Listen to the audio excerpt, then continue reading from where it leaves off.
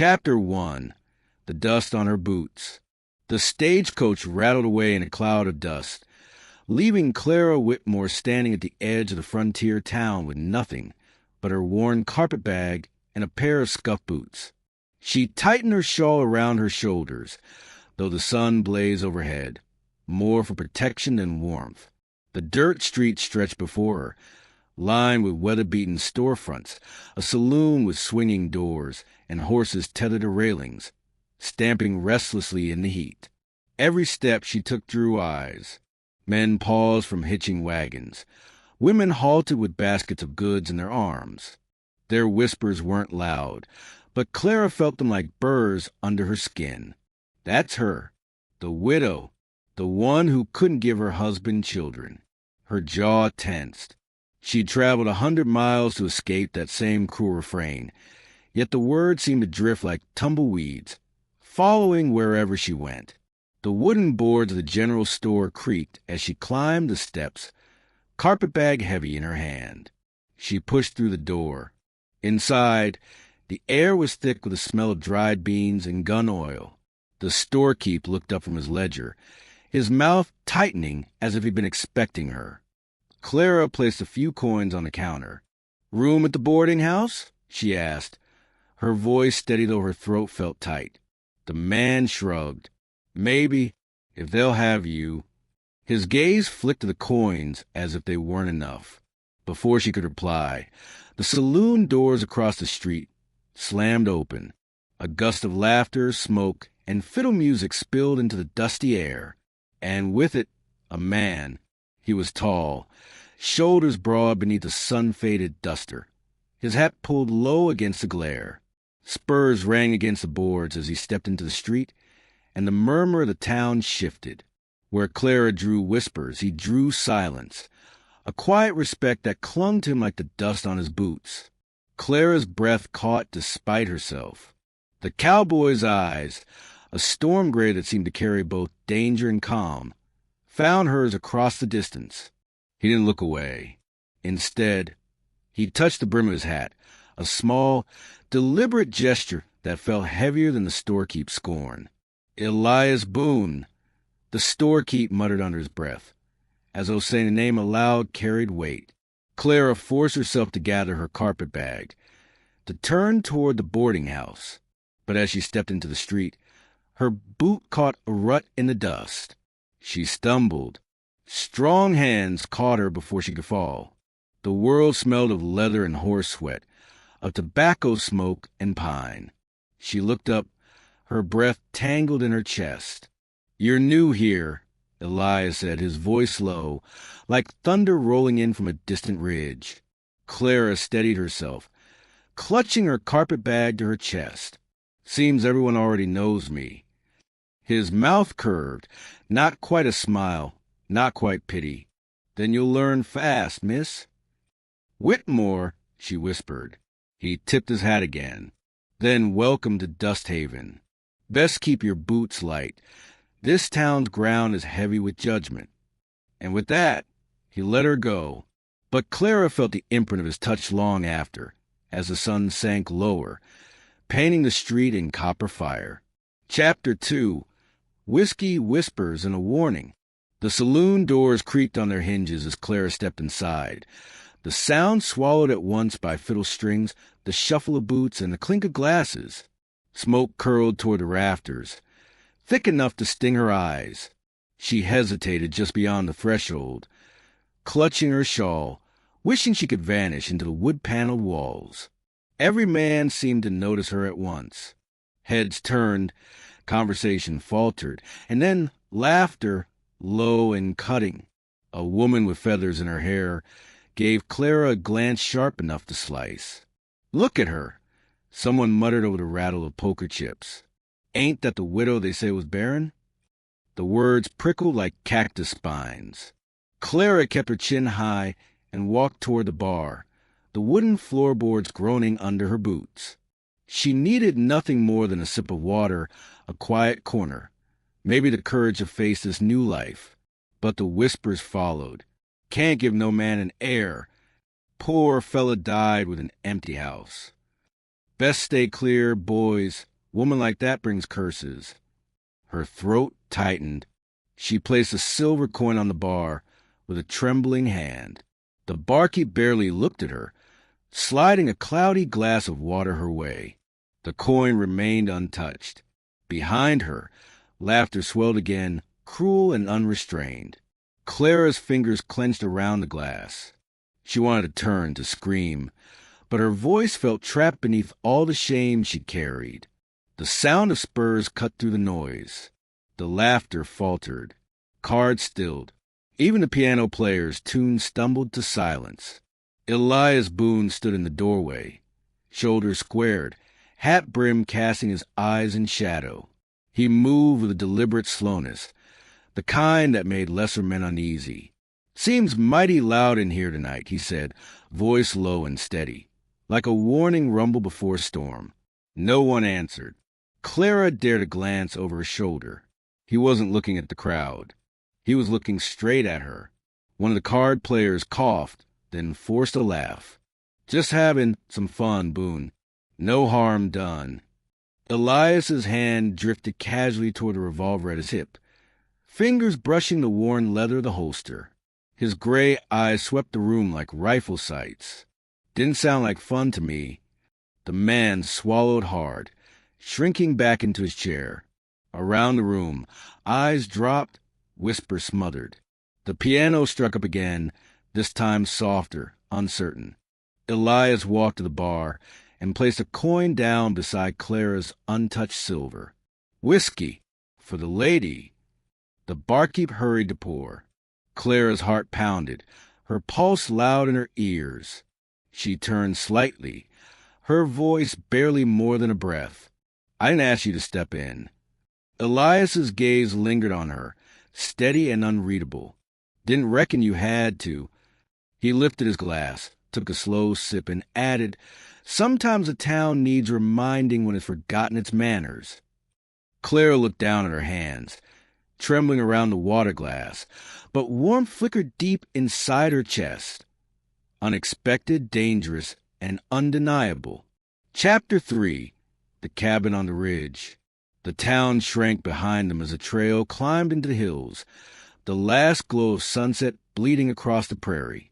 Clara sat stiff in the saddle, clutching the reins of the borrowed mare Elias had provided. She wasn't used to riding, and every jolt rattled her bones, but she kept her silence. She'd learned long ago that pride was sometimes all a woman had left. Ahead, Elias rode with the ease of a man born to the saddle. His frame blended into the twilight, broad shoulders silhouetted against the dying light. He hadn't spoken much since the saloon, only asked if she wanted to stay another night in town. The way the townsfolk had looked at her, like she was some ghost or curse, made her answer simple. "Yes," she'd said, her voice cracking. "I'll go with you. Now." With each hoofbeat on the rocky trail, her doubt grew. What kind of woman left a man she barely knew? Yet something about Elias, the calm in his gaze, the way he'd silence a room without drawing his gun, made her feel safer than she had in years.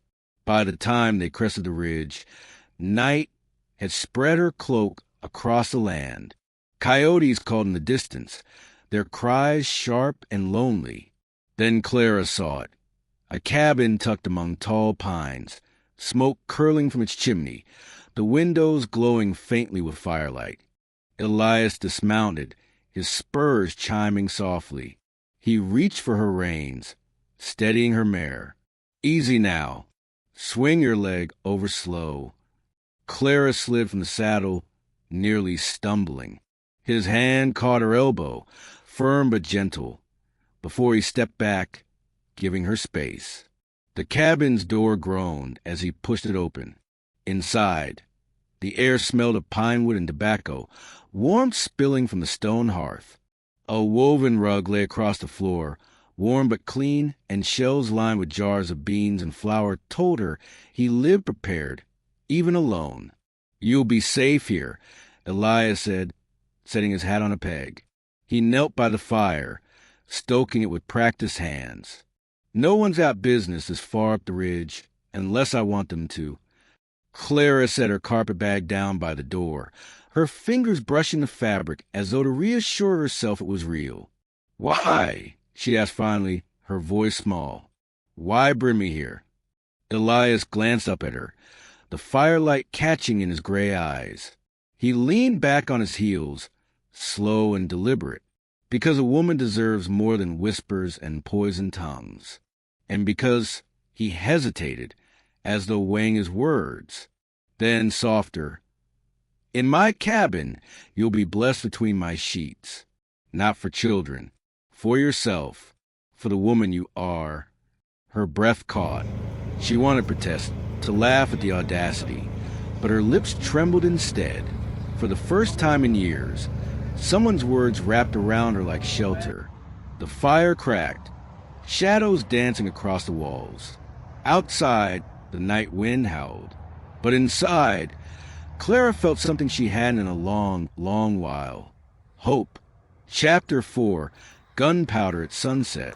The town's main street lay heavy with heat, the air still except for the rattle of a loose shutter in the wind. Clara stood just outside the general store, her hands curled in her shawl, when she saw them. Outlaws. For riders drifted in like a storm, dust swirling around the hooves of their horses, rifles slung casual across their shoulders. Their leader, a rangy man with a scar splitting his cheek, swung down first. His spurs cut sharp against the boards as he strode into the street. "Dust Haven," he drawled, loud enough for all to hear. "You got something I need, and I'll be talking it one way or another." Doors creaked shut. Curtains snapped closed. The town shrank back into its corners, leaving only silence and the rasp of leather. Clara's heart thudded painfully. She could feel the weight of her old shame, the whispers, the pity. But this was something worse. This was fear. Then Elias stepped from the saloon. The fading sun caught his silhouette, turning him into something larger than life, a cowboy cut from the land itself.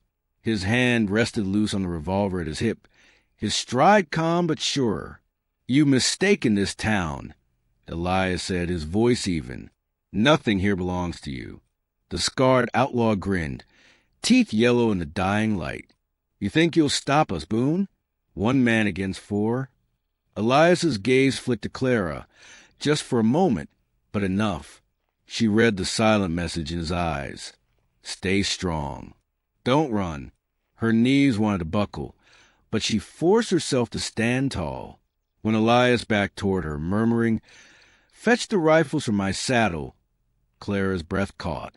She had never held a rifle steady in her life. But she turned, skirts swishing through the dust, and hurried to his horse.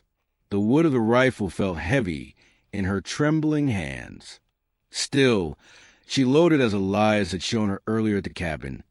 Powder, cartridge, lever drawn smooth. Her fingers fumbled, but determination steadied them. When she returned, Elias took one weapon, leaving the other with her. "Keep low," he said, his eyes meeting hers, a quiet fire burning there. The standoff cracked open in a roar of gunfire. Dust exploded from the street, boards splintered, horses screamed. Clara ducked behind a barrel, firing blindly at first, then with sharper aim as adrenaline surged.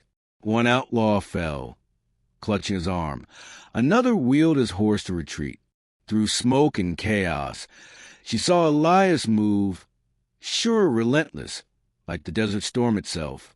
Every shot he fired rang with purpose, and when the last outlaw turned tail into the prairie, silence fell heavy. Clara's chest heaved. Her hand still shook around the rifle, but she had fired it. She had stood. Elias strode to her, his face streaked with sweat and dust. His hand caught her shoulder, steadying her.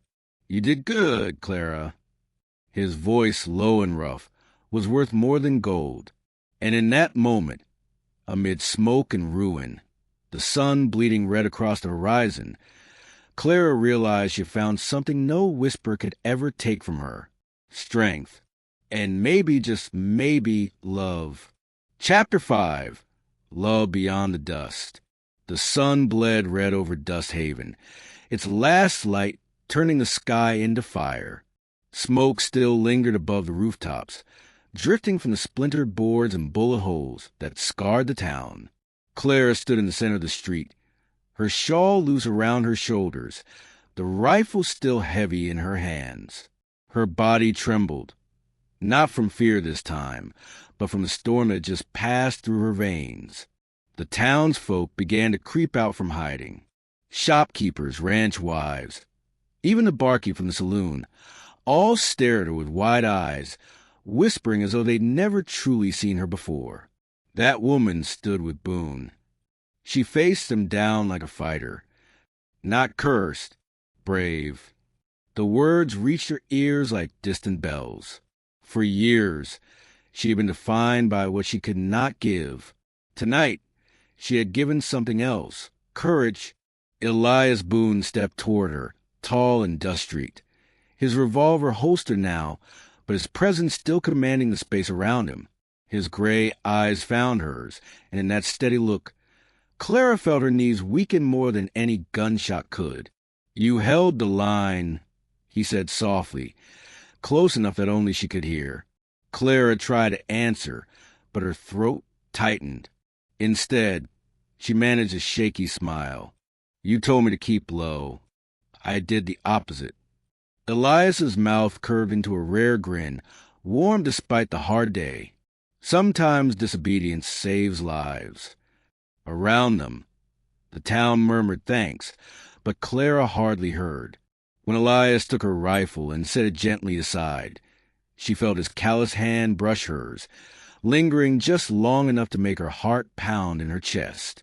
Later, when the town quieted and the stars began to pierce the sky, Elias led her back to the ridge.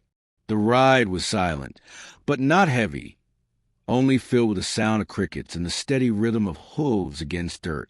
At the cabin, he lit the lantern, casting a golden glow across the rough-hewn walls. Clara set her carpet-bag down, though she knew now she had no reason to leave. Her hands twisted together, nerves tangling with a desire she dared not name. Elias stepped close, the firelight catching the rough lines of his face. He removed his hat, his voice low as the wind outside. "Clara, I don't want you here because of need or pity.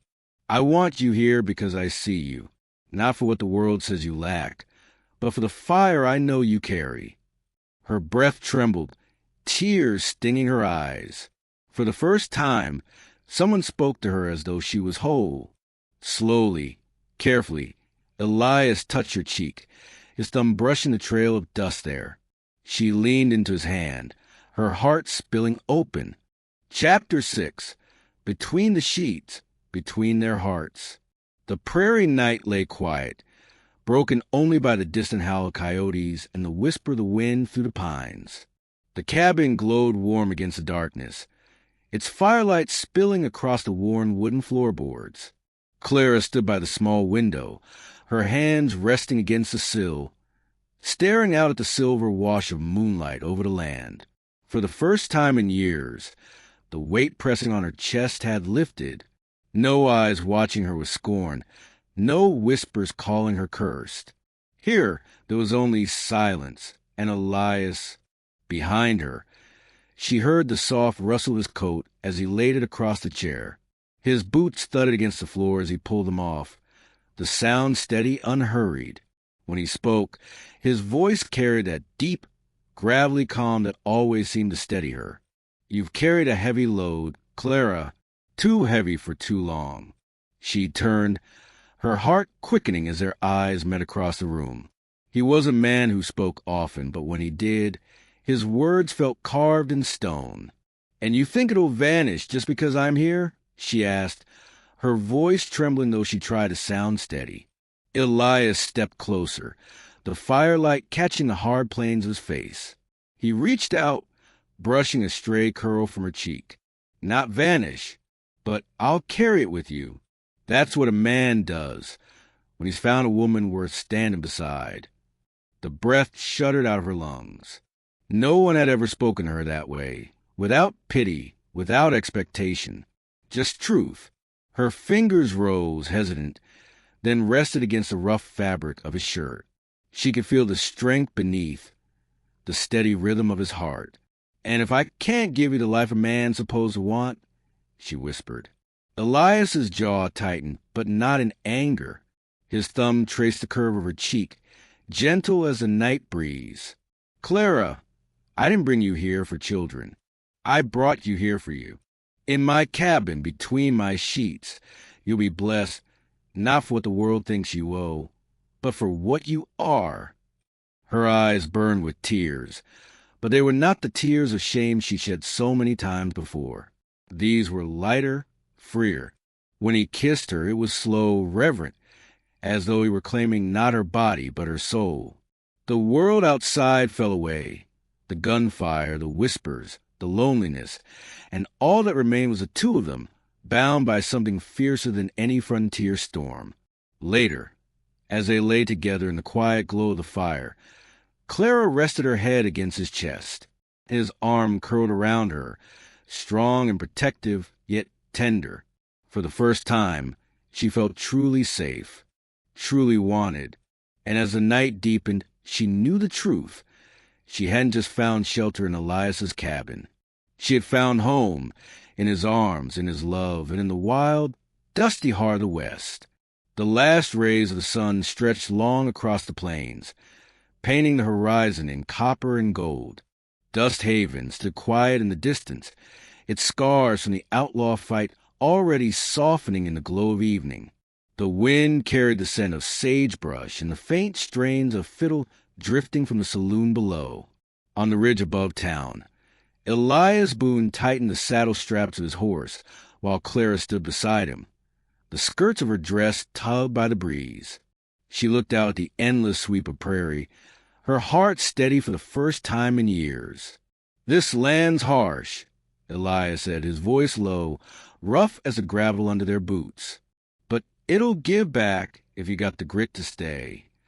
Clara turned to him, the fire of the sunset caught in her eyes. "Then I'll stay. With you. Not because I have to, but because I finally choose to." For a long moment, Elias only looked at her, his gray eyes unreadable. Then he reached out, pulling her against him, his lips brushing her temple. "You're my home now, Clara. Always were." She pressed her cheek to his chest, listening to the steady beat of his heart, the sound of the man who had stood beside her when no one else would. Behind them, the prairie stretched wide and endless, a promise of freedom and love born from dust and fire.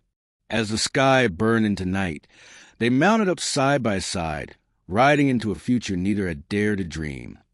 Two souls finally whole, together beneath the vast, wild West.